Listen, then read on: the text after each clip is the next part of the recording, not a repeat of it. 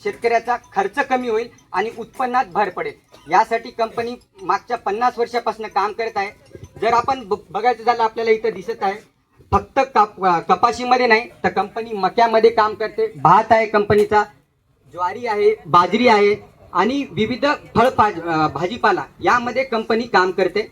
आणि जर महाराष्ट्रातच बोलायचं झालं तर कावेरी कंपनीचा जो आपण तुम्ही कापसासोबत कंपनीचा गहू वापरता। काही ठिकाणी लोक जो बुलढाणा आणि वाशिमच्या पलीकडे जेव्हा तुम्ही जाल, मक्का कावेरीचा खूप कंपनी मोठ्या प्रमाणात शेतकरी लागवड करतात आणि त्याचा भरघोस उत्पन्न घेतात।